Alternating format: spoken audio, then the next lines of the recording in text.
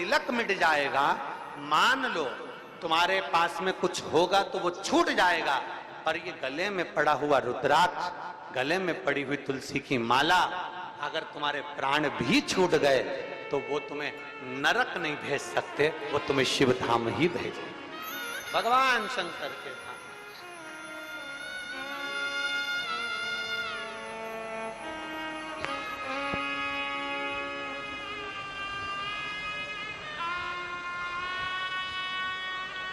और बहुत बहुत सुंदर भाव कहा है, ध्यान देना।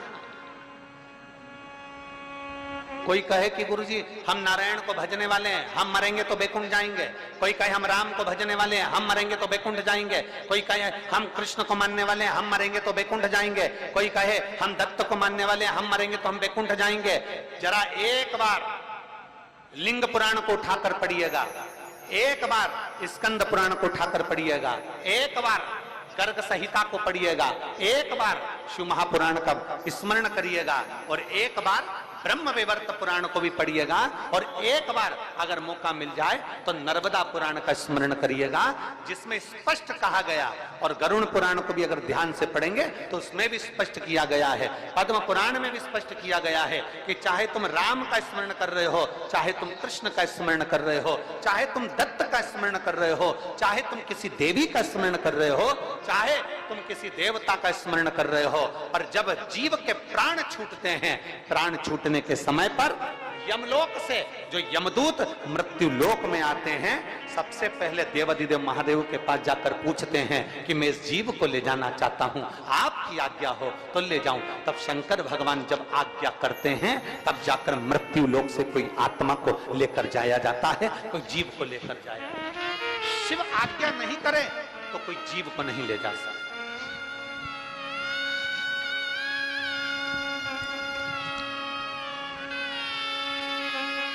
राम को भजोगे तो भी आज्ञा शंकर ही करेंगे, कृष्ण को भजोगे तो भी आज्ञा शिव ही करेंगे।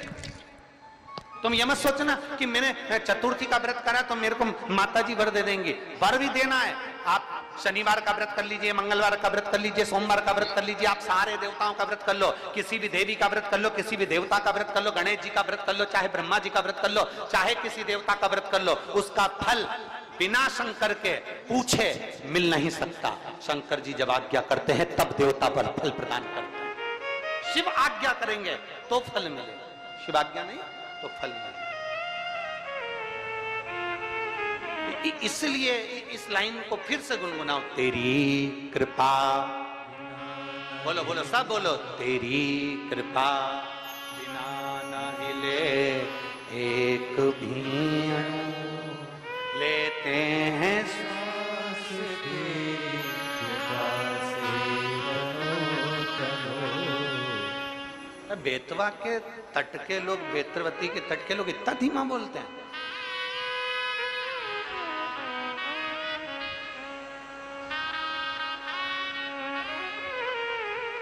यहाँ तो एक कहावत चलती है, और तुम लोग फिर हम बोलेंगे तो कहोगे कि तुरंत दुनिया के लोग कह देंगे महाराज जी तो व्यासपीठ से बोल दी। यहाँ तो एक कहावत चलती है, क्यों तुम क्या बेतवा के तोप हो?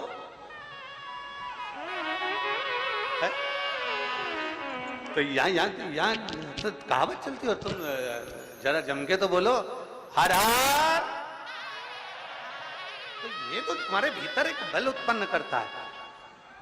कोई भी व्रत कर लो, कोई भी अनुष्ठान कर लो, कोई भी पूजन कर लो, कोई भी शरणागति ग्रहण कर लो, बिना शिव के सब खाली है, बिना शंकर के सब खाली है, शिव के बिना सब अधूरा, शंकर के बिना सब सूना।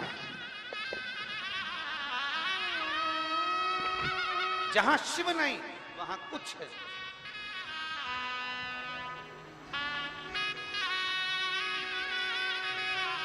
जहां शंकर नहीं वहां कुछ है। इसलिए तेरी कृपा बिना न हिले एक भी अणु, लेते हैं श्वास तेरी कृपा से तनो तनो।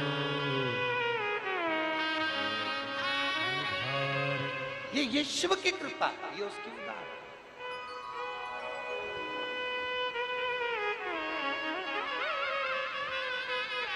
शंकर के मंदिर में एक लोटा जल नहीं चढ़ा सकते, शिव के मंदिर नहीं जा सकते, मस्तक पर त्रिपुंड नहीं लगा सकते, मान लो तो फिर एक काम करो, अपने गले में एक रुद्राक्ष धारण, एक रुद्राक्ष धारण।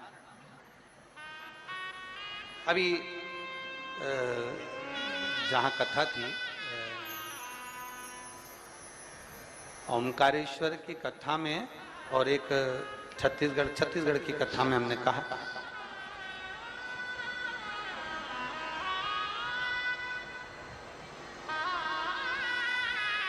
था कि माँ अपने बच्चे के हाथ पैर में, माँ अपने बच्चे के हाथ पैर में काला डोरा बांधती है। अभी कथा में कहा था, आप लोगों ने सुना था। माँ अपने बच्चे के हाथ पैर में, गले में काला डोरा बांधती है। क्यों बांधती है? बच्चे को नजर से बचाने के। फिर हमने कथा में कहा था, बचपन में बच्चे के लिए काला डोरा बांधा जाता है, और बच्चा जब बड़ा हो जाए तो बचपन में बच्चे को नजर से निवेदन है कि उसके गले में एक रुद्राक्ष, एक तुलसी की माला जरूर बांध देना। बचपन में काला डोरा नजर से बचाता है, और रुद्राक्ष और तुलसी की माला हमारे बच्चे को गलत काम से बचा लेती है, गलत जगह से बचा लेती है।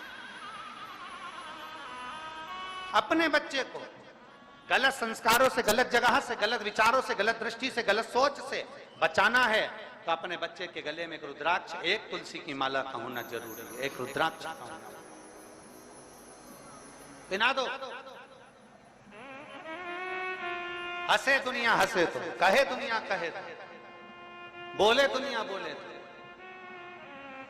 महाराज 6 सूत्र में से फिर अगला सूत्र देवऋषि नारद को कहा गया कि नारद, अगला सूत्र है, जो सूत्र है 4थे नंबर का, पंचाक्षर मंत्र का जाप अपने मुख से करते रहो। नमः शिवाय, नमः शिवाय, नमः शिवाय, नमः शिवाय, नमः शिवाय। पंचाक्षर मंत्र का जाप जितना बन सके उतना करो। पंचाक्षर मंत्र का जाप ना कर सको, षडाक्षर मंत्र का जाप करिए। ओम नमः शिवाय। षडाक्षर मंत्र का जाप नहीं कर सकते तो श्री शिवाय नमस्तुभ्यम का जाप करिए। और इतना भी नहीं कर सकते तो जो तुम्हारे गुरु ने तुमको मंत्र प्रदान कर दिया, उस मंत्र का जाप करते रहो तो भी शिव कृपा होगी। जो दिया, पंचाक्षर जपो, षडाक्षर जपो, ना बन सके तो श्री शिवाय नमस्तुभ्यम, एक और जम के बोलो जरा, श्री शिवाय नमस्तुभ्यम जपिए। भगवान शंकर की शरणागति ग्रहण करिए, शिव तत्व को प्राप्त करिए, शिव की शरणागति को प्राप्त करिए। एक माँ ने पत्र में लिखा, सोच में पड़ गए, 9 वर्ष के बाद तो भगवान ने संतान दी, और वो भी बच्चा बता रहे हैं कि ठीक नहीं है, इसकी सोनोग्राफी में आया, और उसको अपने मुख से भगवान के मंत्र का जाप, पंचाक्षर मंत्र का जाप करना, ये अगला भगवान शिव के मंत्र का जाप। भगवान शिव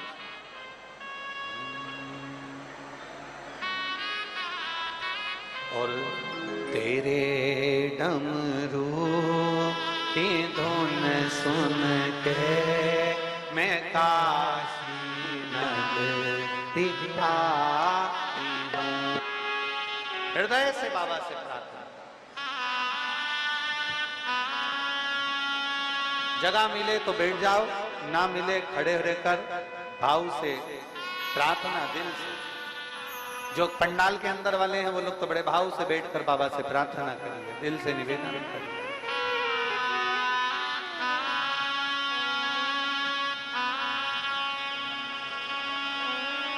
साथ में बोलेंगे, जल वृष्टि अपनी जगह पर है, कार्यकर्ता अपने काम में लगे हैं, आप अपने बाबा से प्रार्थना दिल से भाव से करिए।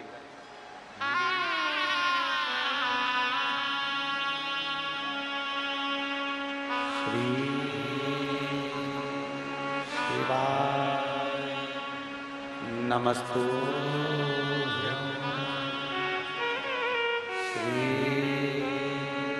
शिवाय नमस्तुभ्यं। श्री शिवाय नमस्तुभ्यं। श्री शिवाय नमस्तुभ्यं। श्री शिवाय नमस्तुभ्यं। भोला सब दुख काटो हमारा, ओ भोला सब दुख काटो हमारा। शिव शंकर जपूं तेरी माला, भोले बाबा जपूं तेरी माला, भोला सब दुख काटो हमारा, ओ भोला सब दुख काटो हमारा। वेश है मंगल। ये भी भगवान शंकर की शरणागति के बराबर है, शिव को प्राप्त करने के बराबर। शिव को प्राप्त करना और आखिरी का जो सूत्र कहा गया वो सूत्र है कि शिव महापुराण की कथा को सुनने के बाद अपने भीतर, अपने अंदर मनन चिंतन, कथा का मनन चिंतन अपने भीतर।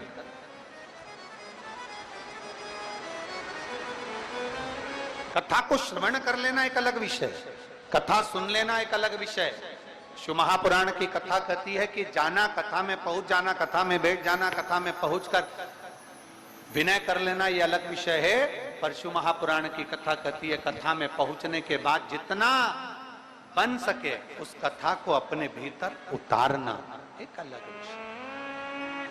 बोल बम का नारा है, जरा जम के बोल बम का नारा है, उसको अपने भीतर उतार लेना। भगवान शंकर की अविरल भक्ति को अपने भीतर उतार।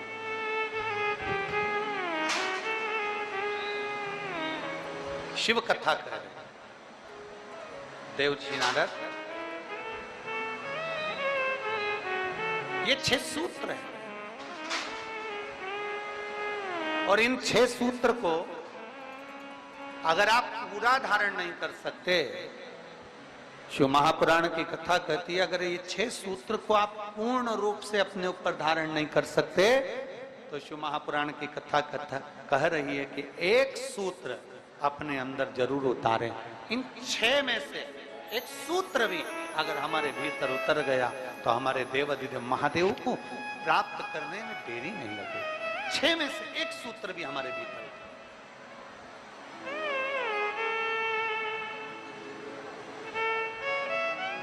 अब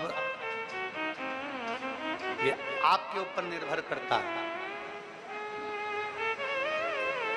ये आपके ऊपर निर्भर करेगा कि आप कौन सा सूत्र अपने भीतर उतारें।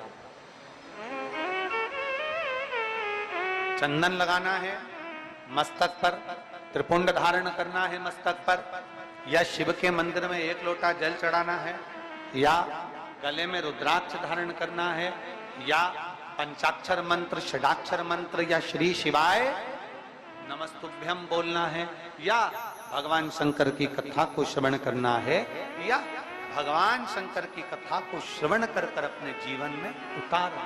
ये आपके ऊपर निर्भर है, ये आपके ऊपर निर्भर है। 6 सूत्र में से एक सूत्र अपने भीतर उतारना। शायद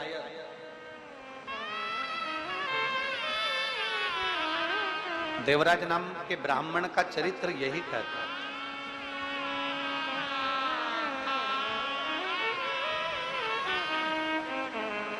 शायद देवराज नाम के ब्राह्मण का चरित्र यही कहता है कि 6 सूत्र में से देवराज नाम के ब्राह्मण ने एक सूत्र अपने अंदर उतार लिया, और वो सूत्र कौन सा था कि चोरी का धन लेकर जा रहा है, चोरी का सामान उसके साथ में है, चोरी के आभूषण उसके साथ में है, और उसने एक सूत्र अपने अंदर उतारा कि चोरी का भी धन उसके साथ था, तो भी भगवान शंकर के मंदिर में जाकर, भगवान शिव के मंदिर में जाकर बैठ गया। 6 सूत्र में से एक सूत्र है शंकर की शरणागति, शंकर का द्वार, शंकर की चौखट।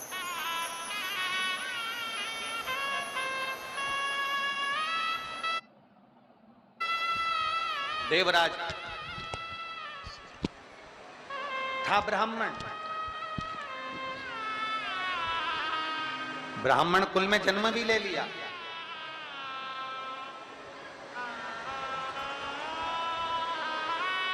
ब्राह्मण के घर में जन्म भी हो गया, पर ब्राह्मण तत्व से, ब्राह्मण कर्म से वंचित, ब्राह्मण कर्म से वंचित है। 2 चीजें हैं शिव महापुराण में बताई है, एक प्रेम और एक भ्रम। एक है प्रेम, दूसरा है भ्रम। प्रेम बिखरे हुए को भी जोड़ देता, और भ्रम कोई जुड़े हुए भी होते हैं तो उनको तोड़ देता। एक प्रेम और एक भ्रम। प्रेम कोई हमारा दुश्मन भी है, कोई गलत भी है, कोई बेकार भी है, तो प्रेम उसको जोड़ने का कार्य करता है, प्रेम उसको संजोने का कार्य करता है, प्रेम उसको जोड़ने का कार्य करता है। एक प्रेम और एक भ्रम। प्रेम जोड़ रहा है और भ्रम तोड़ रहा है।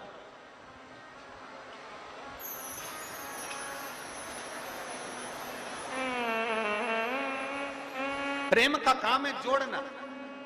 कोई बिखर गया, कोई चले गया। देखियो शिव महापुराण में एक संवाद आता है, जब भगवान श्री गणेश जी महाराज ने भगवान देवाधिदेव महादेव और माता पार्वती जी की परिक्रमा करी तो प्रथम गिनती में श्री गणेश जी महाराज आ गए।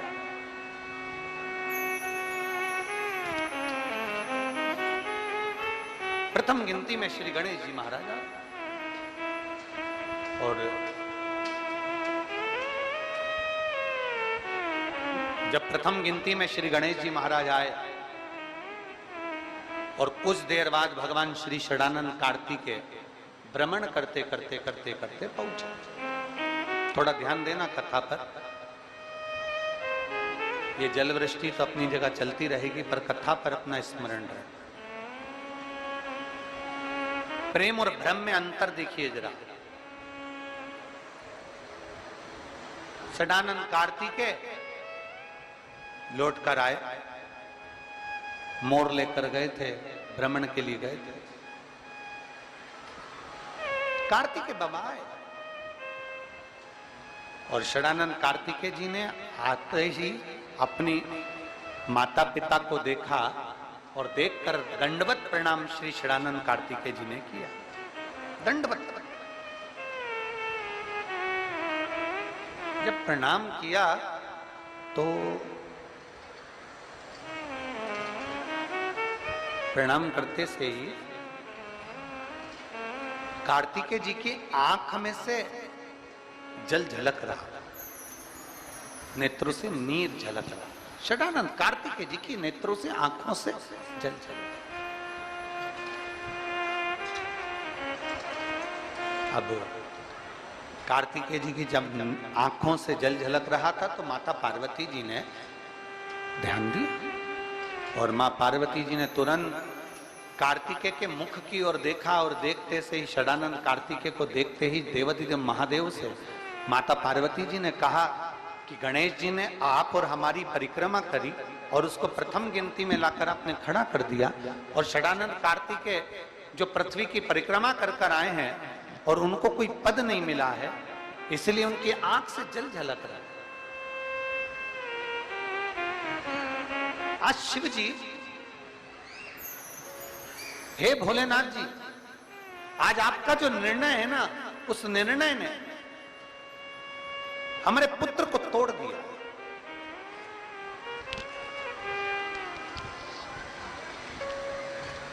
आज जो आपका निर्णय, इस निर्णय ने हमारे बेटों को तोड़ दिया। ये निर्णय कुछ श्रेष्ठ नहीं हुआ। और निर्णय ब्रह्म हो गया, ब्रह्म। गणेश जी आपकी और हमारी परिक्रमा कर ली है। गणेश जी ने आपकी और हमारी परिक्रमा कर ली और वो प्रथम गिनती में आ गए। और यहाँ षडानंद कार्तिकेय पूर्ण पृथ्वी की परिक्रमा कर कर आए और उनको कोई पद नहीं मिला। ये निर्णय कुछ ब्रह्म में हो गया। और पार्वती जी ने देवादिदेव महादेव से कहा, बाबा ओघड़दानी, प्रभु स्वामी, बस यही बात है कि प्रेम जोड़ता है, भ्रम तोड़ता है। और भ्रम ने तोड़ दिया। षडानंद कार्तिकेय रुष्ट होकर श्रीशैलम पर चले गए और श्रीशैलम पर जाकर षडानंद कार्तिकेय जी अपनी साधना में, अपने मौन होकर अपनी तप साधना में बैठ।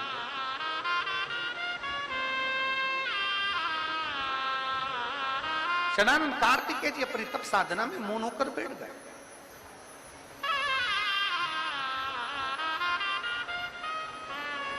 महाराज